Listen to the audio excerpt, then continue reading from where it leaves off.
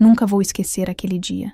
Eu, Filipa Santos, com 32 anos, com as minhas mãos marcadas pelo trabalho e pela vida, contei à minha família que finalmente ia investir no meu sonho, abrir o meu próprio negócio de doces. Era um domingo ensolarado, daqueles em que toda a família se reúne para o almoço. O cheiro de bacalhau assado preenchia a casa, mas meu estômago estava revirado de nervosismo. Sentei-me à mesa, o coração batendo forte no peito, e respirei fundo antes de falar.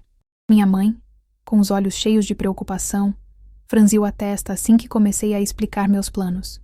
Meu pai, sempre direto e pragmático, largou o garfo e balançou a cabeça de um lado para o outro, como se estivesse negando algo que nem tinha sido pedido.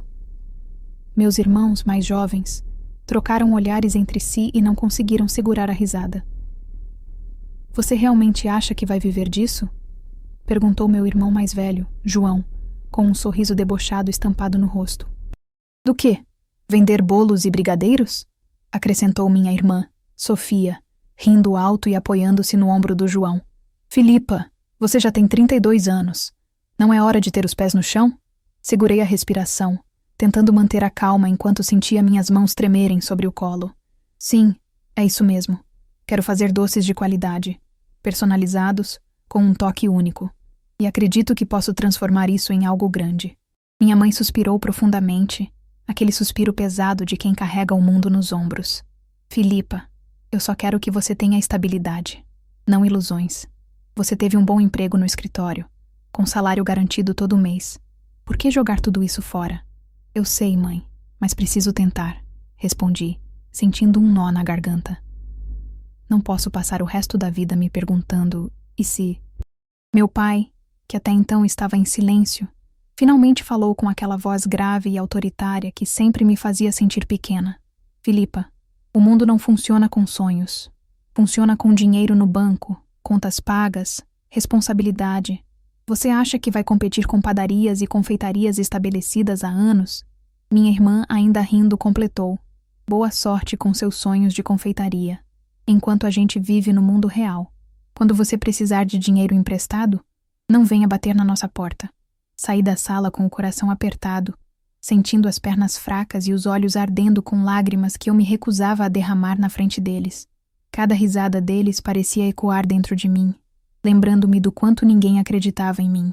Tranquei-me no meu quarto, o mesmo quarto da infância com suas paredes desbotadas e pôsteres antigos, e deixei as lágrimas caírem livremente.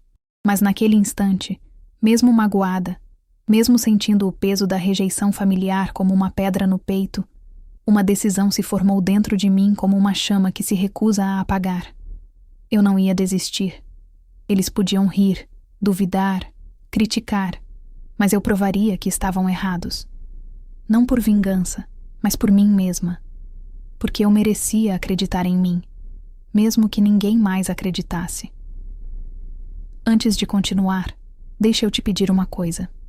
Se você já se sentiu desacreditado, ridicularizado ou subestimado, se inscreva aqui no canal. Essas histórias mostram que é possível superar obstáculos mesmo quando todos duvidam da gente. O que vem a seguir vai te provar que, com coragem e determinação, tudo muda. E se você está passando por algo parecido agora, saiba que não está sozinho. Meu nome é Filipa Santos. Sempre fui conhecida na família como a filha sonhadora, aquela que passava horas na cozinha experimentando receitas enquanto os outros assistiam televisão. Cozinhar sempre foi meu refúgio, meu prazer e minha maneira de lidar com a vida. Quando criança, ficava hipnotizada vendo minha avó fazer bolos, observando cada movimento, cada ingrediente, cada segredo passado de geração em geração. Trabalhei por anos em escritórios, sentada diante de um computador, digitando relatórios intermináveis, participando de reuniões sem sentido. Cada dia ali me lembrava de quanto queria algo meu, algo que fizesse meu coração bater mais rápido, algo que me desse propósito. O salário era bom, a estabilidade estava lá, mas minha alma definhava um pouco mais a cada dia. Aos 28 anos, após um colapso nervoso que me deixou uma semana afastada do trabalho, comecei a questionar seriamente a minha vida. O que eu estava fazendo? Comecei pequena. Doces para amigos, vizinhos, Vendas pelas redes sociais. Cada sorriso de cliente me dava força. Cada elogio acendia uma fagulha de esperança. Minha primeira venda foi para a vizinha do terceiro andar, Dona Amélia, que encomendou um bolo de aniversário para o neto. Quando ela me ligou no dia seguinte dizendo que todos os convidados tinham perguntado quem tinha feito aquele bolo maravilhoso, senti uma alegria que nunca havia experimentado em nenhum escritório. Mas a vida não era fácil.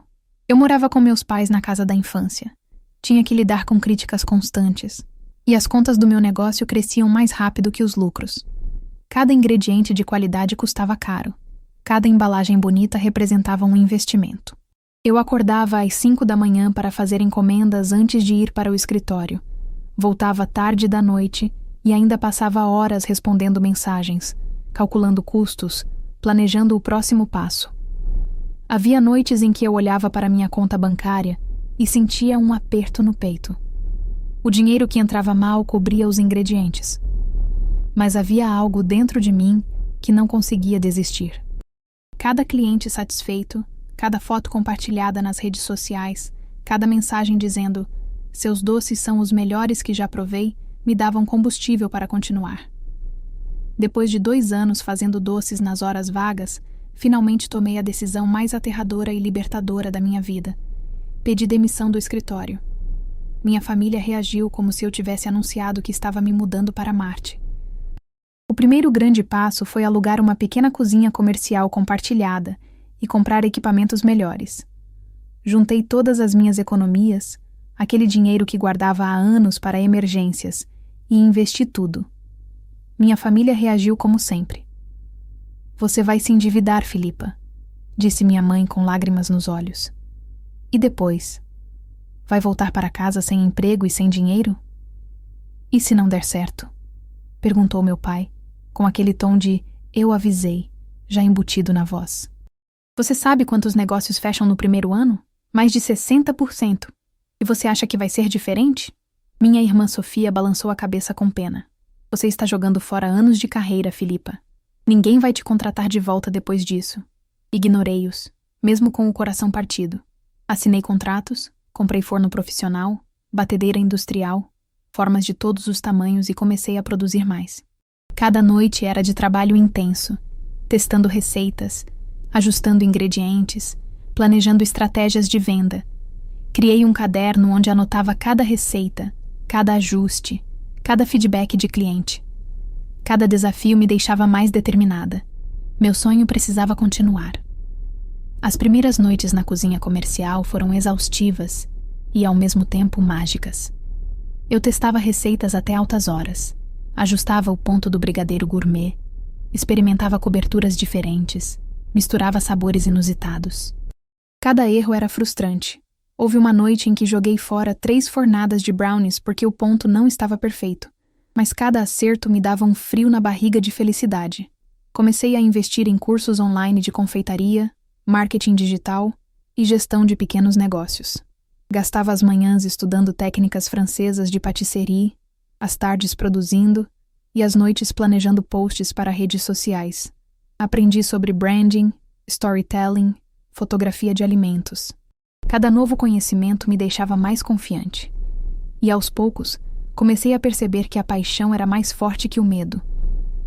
Havia dias difíceis, claro. Dias em que eu acordava às 3 da manhã em pânico, pensando no aluguel da cozinha, nos fornecedores para pagar, na falta de encomendas. Mas havia também dias em que uma cliente me abraçava emocionada, dizendo que meu bolo tinha tornado o aniversário da filha dela inesquecível. E eram esses dias que me mantinham de pé. 3 meses depois de abrir oficialmente meu negócio, participei da primeira feira de alimentos na cidade, um evento mensal que acontecia na Praça Central. Acordei às 4 da manhã para preparar tudo. Minha barraca estava cheia de doces cuidadosamente decorados, cada um com uma pequena história escrita em cartões feitos à mão. Brigadeiros de pistache e framboesa, brownies de chocolate belga com nozes caramelizadas, cupcakes decorados como pequenas obras de arte. Cheguei animada, com o coração cheio de esperança. Montei minha barraca com capricho. Coloquei uma toalha de linho branco, arranjos de flores, placas com preços escritos em caligrafia. Tudo estava perfeito. Ou assim eu pensava. Mas as críticas vieram rápido. Uma senhora de meia idade parou em frente à barraca, olhou tudo com aquela expressão de desdém e disse alto, para que todos ao redor ouvissem: "Você faz tudo sozinha? Isso é muito amador. As grandes confeitarias têm equipes profissionais. Quem vai confiar em uma pessoa só?" Senti meu rosto queimar de vergonha. Outros clientes olharam e se afastaram. Respirei fundo, engoli a humilhação e respondi com toda a dignidade que consegui reunir: "Sim, faço sozinha, mas cada doce tem meu coração. Cada receita é testada dezenas de vezes até ficar perfeita. E posso garantir que uso apenas ingredientes de primeira qualidade." Ela revirou os olhos e foi embora. Outras pessoas passavam, olhavam e seguiam em frente. Vi barracas de empresas estabelecidas vendendo em quantidade, com equipes uniformizadas e grandes displays. Senti-me minúscula, invisível. No fim do dia, só 3 pessoas compraram. 3. Voltei para casa com a maior parte dos doces intactos, desapontada, exausta, questionando tudo. Sentei no chão da cozinha e chorei. Chorei de frustração, de cansaço, de medo. Será que minha família estava certa? Será que eu era apenas uma sonhadora iludida? Mas percebi algo importante naquela noite de lágrimas. Apesar das críticas e do fracasso inicial, eu não desisti. Não desmontei minha barraca no meio do dia. Não voltei correndo para pedir meu emprego de volta. E aquelas 3 pessoas que compraram, elas me deram mais força que qualquer crítica negativa. Cada um deles sorriu para mim. Cada um deles disse obrigado com sinceridade. E isso, percebi, valia mais do que vender 100 doces para pessoas indiferentes. 2 semanas depois da feira desastrosa, quando eu estava começando a me recuperar emocionalmente, recebi uma mensagem inesperada. Era de Lucas, dono de uma cafeteria charmosa no centro da cidade, um lugar que eu conhecia e admirava há anos. "Filipa, adorei seus doces. Vi sua barraca na feira e provei seus brigadeiros. Quer tentar uma parceria?" Fiquei nervosa, mas aceitei imediatamente. Marcamos uma reunião para a semana seguinte. Passei aqueles dias preparando amostras, ensaiando minha apresentação, tentando controlar a ansiedade que me fazia acordar de madrugada. No dia marcado, cheguei à cafeteria com uma caixa cheia de variedades. Lucas era um homem de uns 40 anos, com um sorriso acolhedor e olhos que realmente prestavam atenção quando você falava. Ele provou cada doce cuidadosamente, fazendo anotações, perguntando sobre ingredientes, processos e inspirações. "Seus doces são incríveis, Filipa", disse ele finalmente com sinceridade genuína nos olhos. "Tem qualidade superior a muitas confeitarias caras que conheço. Quero incluí-los no meu cardápio. Que tal começarmos com 3 variedades e ver como os clientes reagem?" Não consegui segurar as lágrimas. Ali estava alguém que acreditava em mim, que via valor no meu trabalho. Fechamos parceria naquele mesmo dia. Essa colaboração abriu portas que eu nem imaginava existirem. Os clientes da cafeteria começaram a encomendar bolos inteiros, doces para eventos e presentes corporativos. Minha reputação cresceu organicamente, de boca em boca, de Instagram em Instagram. Pela primeira vez, senti que meu trabalho estava sendo reconhecido, não por pena ou favores, mas por mérito genuíno. Lucas se tornou não apenas um parceiro de negócios, mas um mentor e amigo. Ele tinha 15 anos de experiência empreendendo e compartilhava suas lições comigo. Como lidar com fornecedores, como precificar produtos, como gerenciar fluxo de caixa. Ele me apresentou a outros empresários, abriu portas, acreditou em mim quando nem eu mesma acreditava. Houve uma tarde especialmente difícil em que eu estava à beira de um colapso nervoso, com múltiplas encomendas atrasadas e um fornecedor que tinha me entregado ingredientes errados. Liguei para Lucas chorando, sem saber o que fazer. Ele veio até a cozinha, ajudou-me a reorganizar tudo, ligou para contatos dele para conseguir os ingredientes que eu precisava e trabalhou ao meu lado até a meia-noite. "É assim que se constrói um negócio", ele disse. "Não sozinho, mas com pessoas que acreditam em você." Nem tudo eram flores. Conforme meu negócio crescia e meu nome começava a circular, surgiram também os desafios mais sombrios do empreendedorismo. Renata, uma mulher que conheci em uma feira de empreendedores, se aproximou como amiga.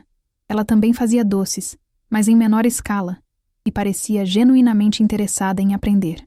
Tomamos café juntas várias vezes. Ela fazia perguntas sobre fornecedores, técnicas, precificação, marketing. Ingênua e generosa, compartilhei tudo.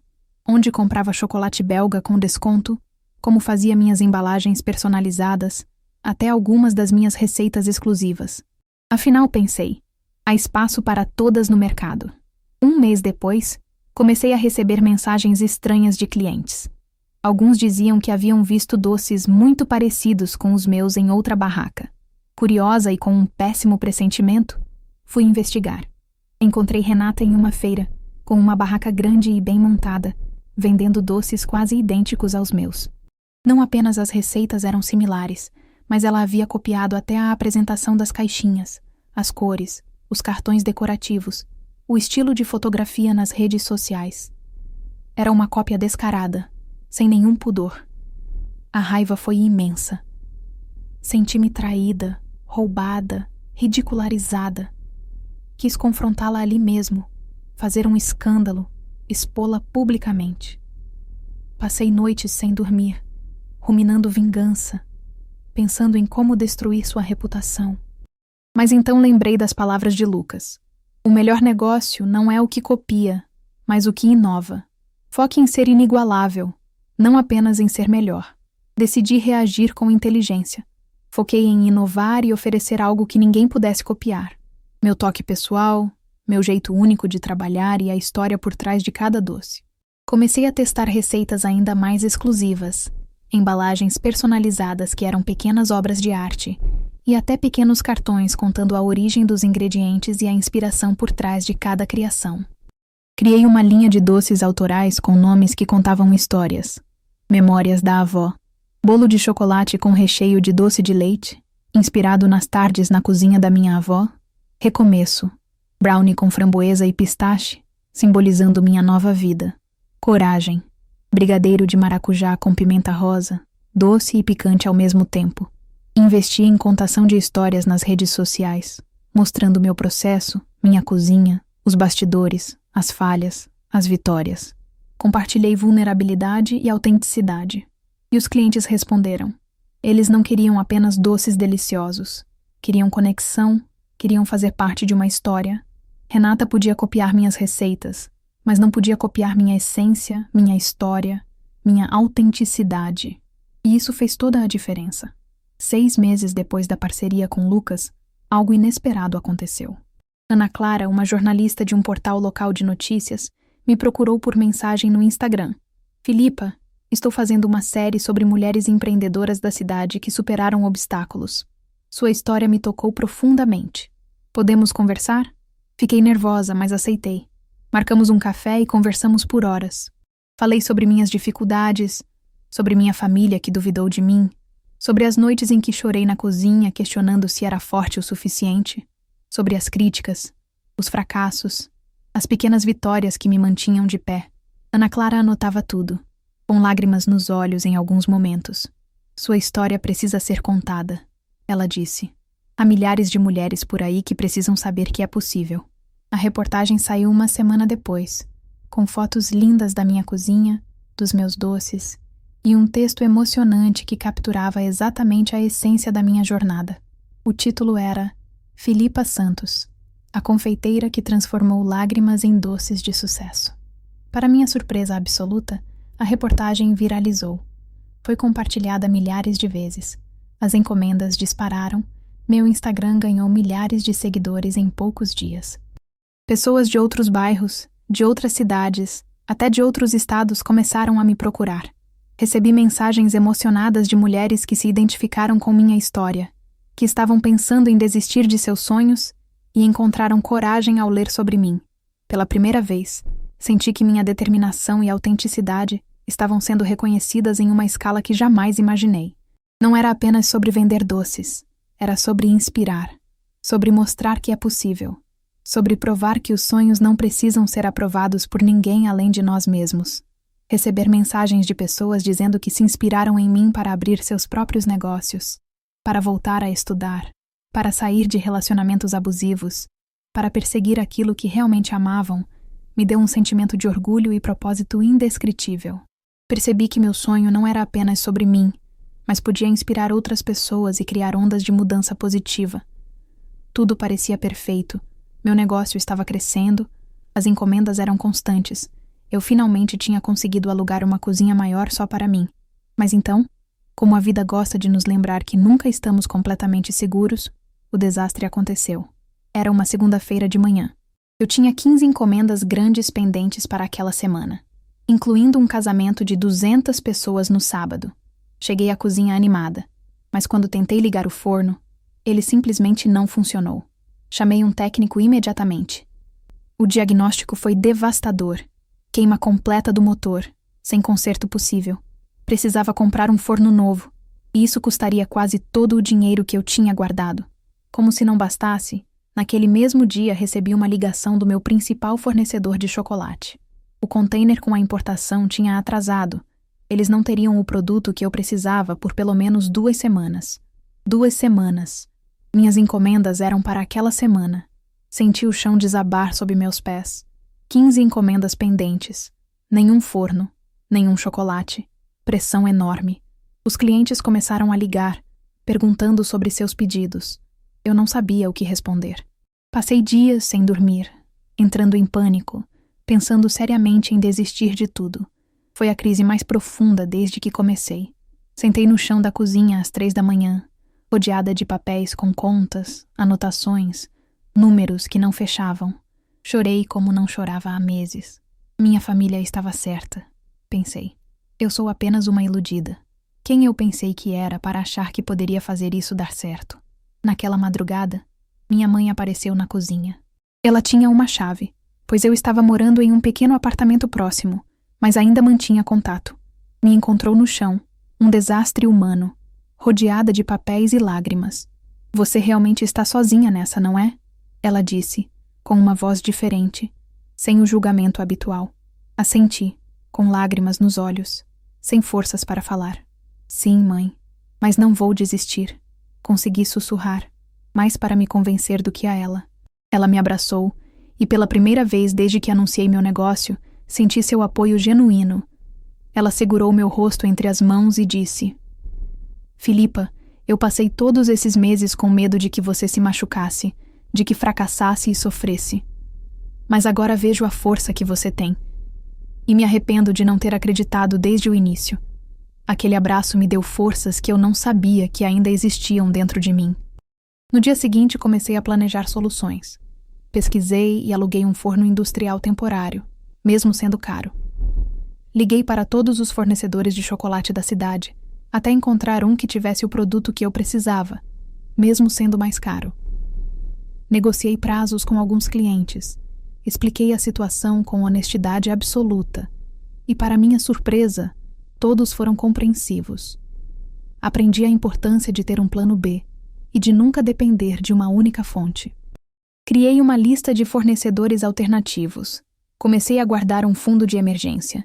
Estabeleci protocolos para crises.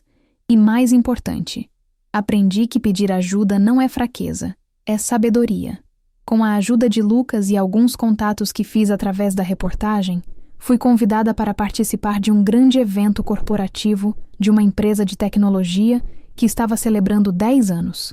Era um evento com 500 pessoas, executivos, imprensa, influenciadores. Minha maior oportunidade até aquele momento. Passei 2 semanas planejando cada detalhe. Testei e retestei receitas. Criei uma linha especial de doces sofisticados que combinassem elegância e inovação. Brigadeiros gourmet de sabores inusitados como lavanda e limão siciliano. Mini tortas de frutas vermelhas com crumble de amêndoas.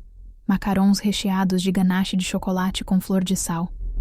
Investi em embalagens luxuosas, criando uma experiência visual impecável. Cada doce era uma pequena obra de arte. No dia do evento, acordei às 3 da manhã para garantir que tudo estivesse perfeito. Quando cheguei ao local, meu coração batia descompassado. Era tudo tão grande, tão profissional, tão intimidador. Montei minha mesa com as mãos trêmulas. Mas quando os convidados começaram a provar os meus doces, a magia aconteceu. Os elogios foram unânimes. Executivos vinham até minha mesa para perguntar onde ficava minha confeitaria, se eu fazia entregas corporativas, se aceitava grandes encomendas. Influenciadores digitais tiravam fotos e postavam em tempo real. A CEO da empresa, uma mulher poderosa e elegante, provou meu macarrão e disse alto para todos ouvirem: "Este é o melhor macarrão que já provei", incluindo os que comi em Paris. Meu nome começou a ser reconhecido oficialmente naquele dia. Saí do evento com 27 cartões de visita de empresas interessadas em parcerias, encomendas fechadas para os próximos 3 meses e uma proposta para fornecer doces mensalmente para a empresa de tecnologia. Era a minha chance de provar que ninguém podia duvidar do meu talento. E eu provei. Pela primeira vez, senti que todo esforço, toda lágrima, cada crítica suportada, cada noite sem dormir, tinha valido absolutamente a pena. Se essa história te inspirou até aqui, inscreva-se no canal. Cada vitória minha mostra que é possível superar obstáculos, silenciar críticas e construir algo extraordinário mesmo quando as circunstâncias são desfavoráveis. Hoje, minhas encomendas são constantes. Tenho uma lista de espera de clientes. Lucas se tornou não apenas parceiro, mas um amigo que considero irmão. E recebo diariamente mensagens de mulheres inspiradas a seguir seus próprios sonhos. Abri recentemente uma pequena loja própria, algo que parecia impossível há 2 anos. É um espaço acolhedor, decorado com fotos da minha jornada, onde cada cliente pode não apenas comprar doces, mas fazer parte de uma história de superação. Contratei 2 ajudantes, ambas mulheres que, como eu, estavam buscando recomeços em suas vidas. Minha família mudou completamente. Minha mãe trabalha comigo nas manhãs de sábado, ajudando com embalagens e adorando cada minuto. Meu pai, aquele homem pragmático que disse que eu estava jogando minha vida fora, aparece na loja regularmente para verificar se está tudo bem, mas na verdade para se orgulhar silenciosamente. Sofia, minha irmã que riu das minhas ambições, agora cuida das minhas redes sociais e diz para todos que sempre acreditou em mim. Eu deixo ela dizer com um sorriso no rosto. Cada comentário, cada mensagem de apoio, cada história de alguém que também decidiu perseguir seus sonhos depois de conhecer a minha história, me lembra do quanto vale a pena acreditar em si mesmo. Aprendi que ser persistente e autêntica é mais importante do que agradar todos ao redor, que é mais valioso ter a própria aprovação do que a aprovação do mundo inteiro.